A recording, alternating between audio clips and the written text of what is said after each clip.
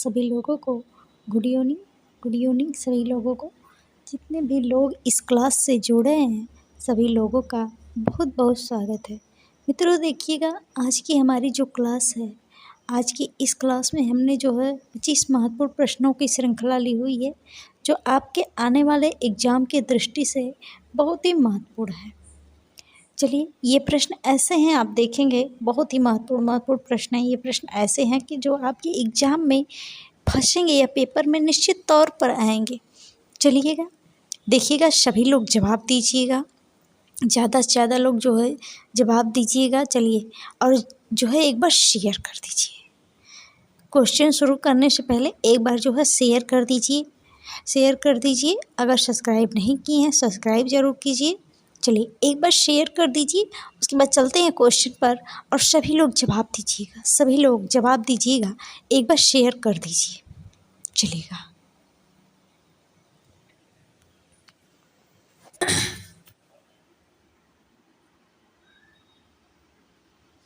चलिएगा, मित्रों देखिएगा, आज का हमारा यहाँ पर पहला प्रश्न है और सभी लोग जवाब दीजिएगा। देखिएगा, हमारा पहला प्रश्न है। चलिएगा, मौर्यकालीन लौरिया नंदनगढ़ के स्तंभ शीर्ष किसकी आकृति है? मतलब जो मौर्यकालीन लौरिया नंदनगढ़ के स्तंभ शीर्ष पर होगा यहाँ पर किसकी आकृति है? यह प्रश्न है। हाथी की आकृति है, सिंह की आकृति है, या कमल पुष्प की आकृति है, या जो है भगवान बुद्ध यानी गौतम बुद्ध की आकृति है? बताइएगा, सभी लोग जवाब दीजिएगा। मौर्यकालीन जो लौरिया नंदनगढ़ के स्तंभ शीर्ष हैं उस पर जो है किसकी आकृति बनी हुई है? यह प्रश्न है आपके सामने। बताइएगा, किसकी आकृति बनी हुई है भाई?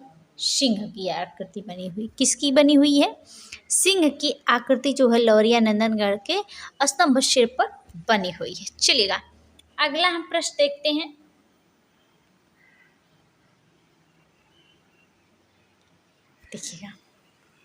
देखिएगा, अगला प्रश्न है, सैलोज मुखर्जी का जन्म 1907, कहीं देखिए 1906 ईस्वी भी देता है, 1907 ईस्वी में कहाँ हुआ था?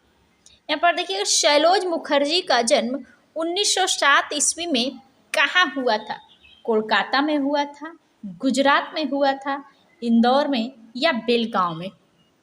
बताइएगा, बहुत ही महत्वपूर्ण प्रश्न है ये आपके, बहुत ही महत्वपूर्ण प्रश्न है। सैलोज मुखर्जी का जो जन्म है वह 1907 ईस्वी में कहाँ पर हुआ था भैया? कोलकाता में हुआ था। आपके कोलकाता पश्चिम बंगाल में हुआ था। जो है सैलोज मुखर्जी जी का जन्म है, जो आप देखेंगे, सैलोज मुखर्जी एक बहुत ही महत्वपूर्ण कलाकार हैं, जिसे जो है देखिए कहीं ना कहीं जो है क्वेश्चन जो है पूछ लिए जाते हैं। चलिएगा, हम अगले प्रश्न पर चलते हैं। देखिएगा, हमारा अगला प्रश्न है, रति अस्थाई भाव से किस रस की उत्पत्ति होती है? सभी लोग इस प्रश्न से चिरपरिचित हैं। रति अस्थाई भाव से किस रस की उत्पत्ति होती है? करुण रस की, वीर रस की, श्रृंगार रस की, या शांत रस की? बताइएगा, रति अस्थाई भाव से किस रस की उत्पत्ति होती है? आप सभी लोग जानते हैं रसों की संख्या जो है 9 है, और भरत मुनि के अनुसार रसों की संख्या 8 है। इसमें से आपका बहुत ही रसों का राज कहा जाने वाला श्रृंगार रस का जो है अस्थाई भाव जो है क्या होता है? रति होती है। अस्थाई भाव जो है रसों का राजा कहा जाने वाला जो है रसराज जिसे कहा जाता है। किसे कहा जाता है भैया? श्रृंगार रस को। श्रृंगार रस को जो है रसराज कहा जाता है, और उसी की जो है अस्थाई भाव जो है रति है। चलिएगा, अगला हम प्रश्न देखते हैं। देखिएगा, हमारा अगला प्रश्न है, नाग देवी की हाथी दांत से निर्मित 6 फीट की मूर्ति किस युग में निर्मित की गई? नाग देवी की हाथी दांत से निर्मित 6 फीट की मूर्ति किस युग में निर्मित की गई? देखिएगा, प्राचीन मिनोअन युग है, परवर्ती मिनोअन युग है, हेलेनिस्टिक युग है, और जो है आपका सिंधु युग है। बताइएगा आप सभी लोग, नाग देवी की हाथी दांत से निर्मित 6 फीट की मूर्ति जो है किस युग में निर्मित की गई? यह प्रश्न है आपके सामने, सभी लोग जवाब दीजिएगा, सभी लोग जवाब दीजिएगा। यहाँ पे प्राचीन मिनोअन है, परवर्ती मिनोअन है, सिंधु है और हेलेनिस्टिक है। देखिएगा, बताइएगा बताइएगा जो है कौन सा युग है भाई? परवर्ती मिनोअन युग में जो है नाग देवी की हाथी दांत से निर्मित जो है 6 फीट की मूर्ति जो है निर्मित की गई थी। चलिएगा, अगला हम प्रश्न देख लेते हैं। चलिएगा, जल रंग में वयन का प्रभाव किस कागज पर अच्छा उभरता है? जल रंग में वयन का प्रभाव किस कागज पर अच्छा उभरता है? मोटे कागज पर, या चिकना कागज है, या पतला है, या मध्यम क्वालिटी का जो कागज है? जल रंग में जो वयन का प्रभाव होता है, पोत का प्रभाव जो होता है, वयन हम पोत को कहते हैं, जिसे हम टेक्सचर कहते हैं, और उसका प्रभाव जो है सबसे अच्छा किस कागज पर उभरता है? तो आप सभी लोग जानते हैं, मोटे कागज पर जो है आप किसी पोत को, किसी टेक्सचर को जो है उसका उभार जो है अच्छे से उभरता है, जो मोटा कागज होता है।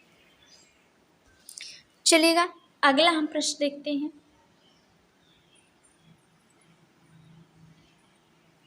देखिए, यहाँ पहले प्रश्न पढ़िए। किसी कलाकृति का अच्छा बुरा होना या सौंदर्य का निर्धारण किस प्रकार होना चाहिए? किसी कलाकृति का अच्छा बुरा होना या सौंदर्य का निर्धारण किस प्रकार होना चाहिए, यह प्रश्न है। देखिएगा, आपके पास ऑप्शन है आपके, कलाकृति के सौंदर्य पर आधारित होना चाहिए, या कलाकृति के बनावट पर आधारित होना चाहिए, या देखिएगा कलाकृति के सरल व सुबोध विषय पर आधारित होना चाहिए, या जो है आप देखेंगे तो कलाकृति व दर्शक के संबंधों पर आधारित होना चाहिए। देखिए, किसी भी कलाकृति का अच्छा बुरा होना या सौंदर्य का निर्धारण किस प्रकार होना चाहिए, तो यहाँ देखेंगे आप तो कलाकृति व दर्शक के संबंधों पर आधारित होना चाहिए। आपका यही जो है डी नंबर ऑप्शन जो है आपका सही है, सही है आपका डी नंबर ऑप्शन। चलिएगा, अगला प्रश्न देखते हैं। देखिएगा, यहाँ प्रश्न है, आनंद है वस्तुगत आनंद होता है या आत्मगत होता है, या जो है तीसरा है आपका वह वस्तुगत और आत्मगत दोनों है, या इनमें से कोई नहीं है? बताइएगा, आनंद जो होता है वह वस्तुगत होता है या आत्मगत होता है, या वस्तुगत और आत्मगत दोनों होता है, या इनमें से कोई नहीं? आनंद की बात करें, आनंद तो आत्मगत होता है ना, आनंद आत्मगत होता है। चलिएगा, अगला प्रश्न देखते हैं।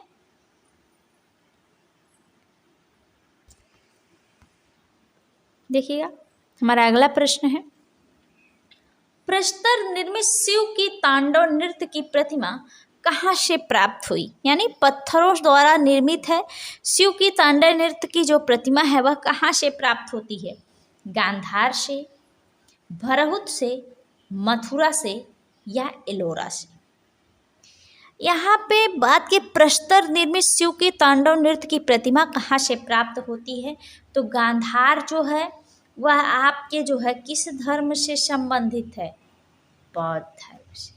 भरहुत है आपके बौद्ध धर्म से संबंधित है। मथुरा हिंदू, बौद्ध, जैन तीनों धर्मों से संबंधित है। एलोरा आपका जो है यह भी तीनों धर्मों से संबंधित है, 3 धर्मों से यह भी संबंधित, हिंदू, बौद्ध और जैन। और यहाँ पे प्रश्न है तो आप देखेंगे इन दोनों में तो मिलेगा नहीं। मथुरा की बात की जाती है, यहाँ जो है आप देखेंगे मथुरा में जो है मूर्तिकला का केंद्र जरूर है मथुरा, लेकिन यहाँ पर जो है श्री शिव की तांडव नृत्य प्रतिमा नहीं प्राप्त होती। ये आपके एलोरा गुफा से प्राप्त होती है, एलोरा गुफा से। चलिएगा, अगला हम प्रश्न देख लेते हैं। देखिएगा, पिरामिड युग में निर्मित मनुष्य और सिंह की मिश्रित आकृति की मूर्तियां कहलाती हैं। पिरामिड युग में निर्मित मनुष्य और सिंह की मिश्रित आकृति, मनुष्य और सिंह की मिश्रित आकृति की मूर्तियां क्या कहलाती हैं? हेलेनिक कहलाती हैं, नेफरतीति कहलाती हैं, स्फिंक्स हैं, या जो है चैत्यगृह हैं।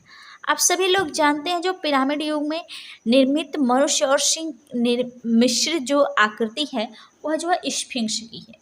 स्फिंक्स की है जो है आप जो मूर्ति जो पाई गई है वह स्फिंक्स यानी आधा मनुष्य का शरीर है और जो है सिंह का शरीर है। चलिएगा अगला हम प्रश्न देख लेते हैं।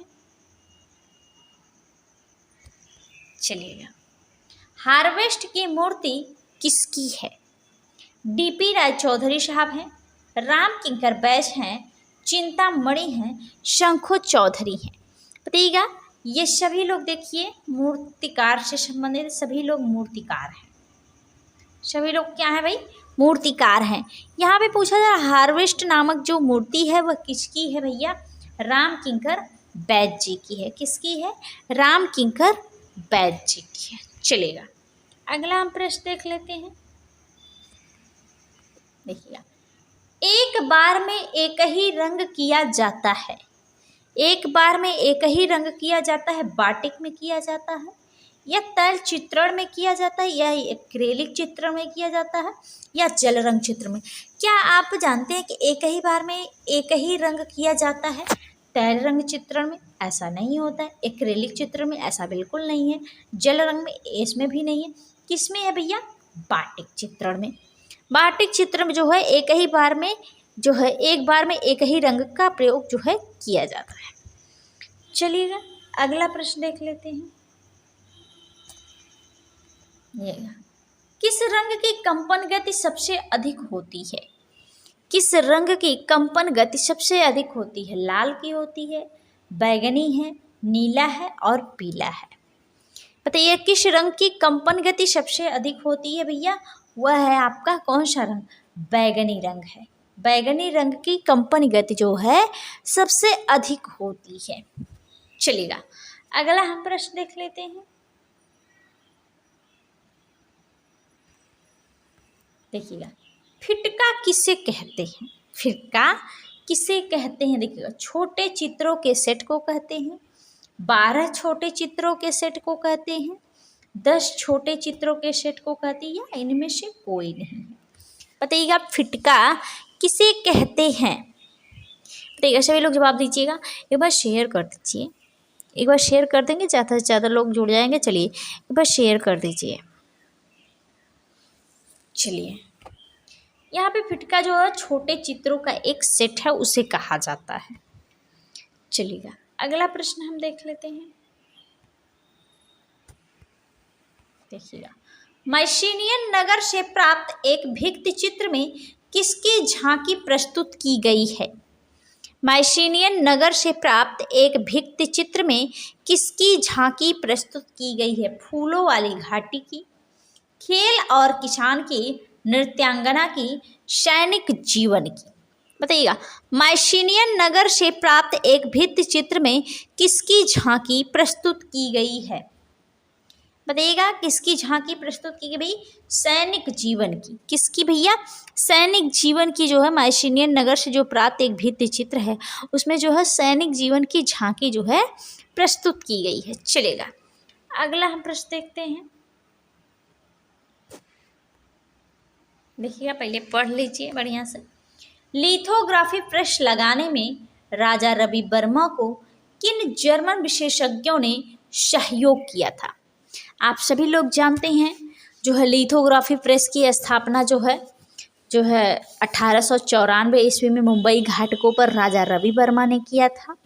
और उसमें जो है उन्होंने जो है कुछ जर्मन विद्वान थे जो जर्मन विशेषज्ञ थे, उन्होंने राजा रवि वर्मा का सहयोग किया था। यही पूछा जा रहा है कौन किया था। यहाँ पे ऑप्शन है देखिएगा, जिर्चर्ड और श्लेचर हैं, यहाँ पे योकाहामा ताइकान तथा हिशंदा हैं, और हैं आपके देखिएगा ओकाकुरा तथा ब्रांकुशी हैं, या इनमें से कोई नहीं है।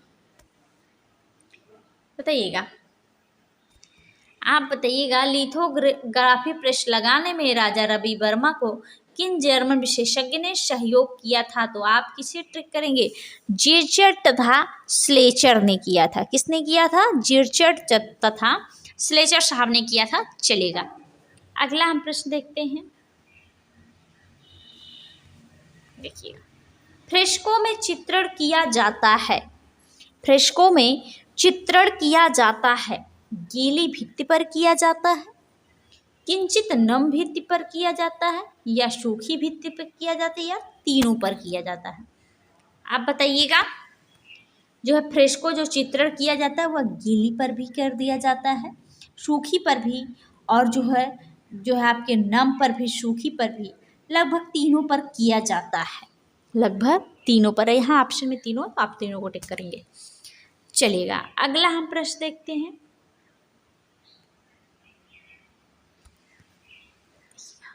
कौन सा रंग प्रथम श्रेणी का है?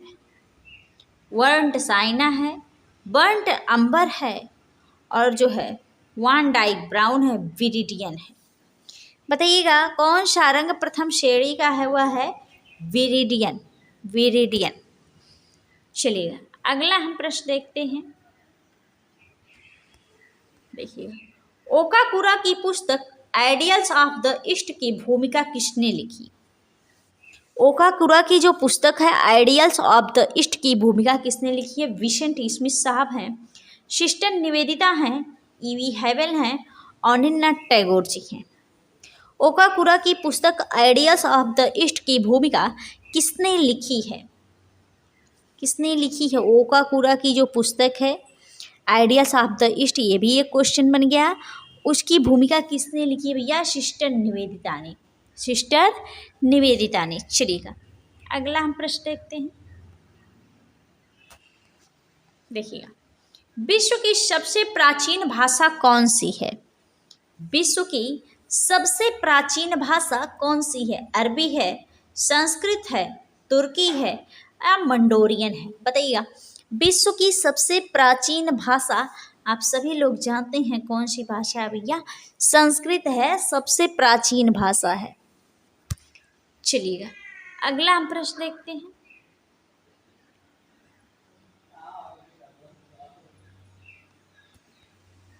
देखिएगा, निम्नलिखित में से कौन चित्रकार नहीं है? यहाँ पे प्रश्न है कि इनमें से कौन चित्रकार नहीं है? जी.आर. संतोष हैं, वी.एस. गायतोंडे हैं, के हेब्बर साहब हैं, भूपेन हजारिका हैं। आप सभी लोगों को जानते हैं कि यह जो है तीनों लोग क्या हैं? चित्रकार हैं। यह तीनों लोग चित्रकार हैं। जी.आर. संतोष साहब, वी.एस. गायतोंडे हैं, और के हेब्बर साहब, ये तीनों लोग चित्रकार हैं। चित्रकार नहीं शब्द है भूपेन हजारिका। भूपेन हजारिका साहब को हम हिंदी में जानते हैं भूपेन हजारिका साहब। चलिएगा, अगला हम प्रश्न देखते हैं। देखिएगा, अनिन्नाथ टैगोर की आत्मकथा का नाम क्या है? अनिन्नाथ टैगोर की आत्मकथा का जो है नाम क्या है? बंगलार व्रत है, चित्रांगदा है, जोड़ा साकारोधारे है, पपते विफते हैं।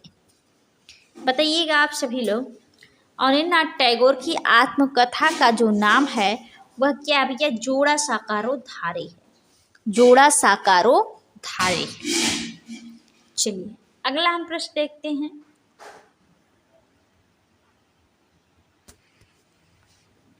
निम्न में से किसने चित्रकला को प्रोत्साहित किया था? किसने चित्रकला को प्रोत्साहित किया था? अकबर ने, औरंगजेब ने, शाहजहां ने, जहांगीर ने? बताइएगा, चित्रकला को किसने प्रोत्साहित किया था? आप सभी लोग जानते हैं अकबर ने। इसमें से सबसे पहले जो है प्रोत्साहित किया था अकबर ने। चलिएगा, अगला हम प्रश्न देखते हैं। रेनेसा चित्रकार जो छापाकार भी है, रेनेसा चित्रकार जो छापाकार भी है, दुच्चियो हैं, ड्यूरर हैं, बोत्तिचेल्ली हैं, चिम्माम्बुए हैं। बताइएगा, यहाँ पे ए भी हो जाएगा। रेनेसा चित्रकार जो छापाकार भी हैं वह कौन है भैया? ड्यूरर हैं, अल्बर्ट ड्यूरर साहब हैं। चलिएगा अगला हम प्रश्न देखते हैं।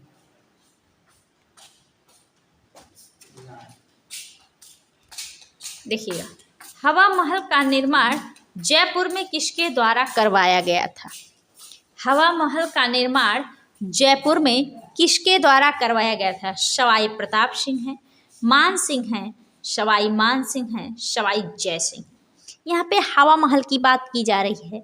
हवा महल की बात की जाए तो सवाई प्रताप सिंह के समय में जो है हवा महल का निर्माण करवाया गया था। चलिएगा अगला प्रश्न देखते हैं।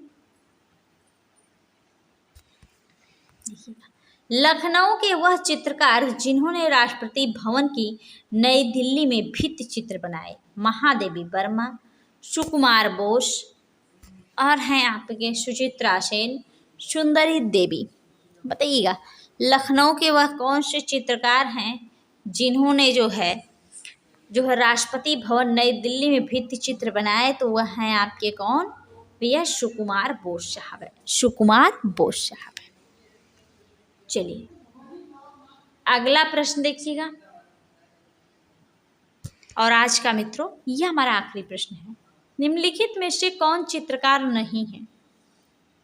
महादेवी वर्मा, आचार्य रामचंद्र शुक्ल, जगदीश गुप्त, बीपी मिश्र। यहाँ पे देखेंगे बीपी मिश्र साहब यह चित्रकार नहीं है, तो ऑप्शन नंबर आपका डी सही हो जाएगा। ये तीनों लोग जो है कवि होने के साथ साथ चित्रकार भी हैं।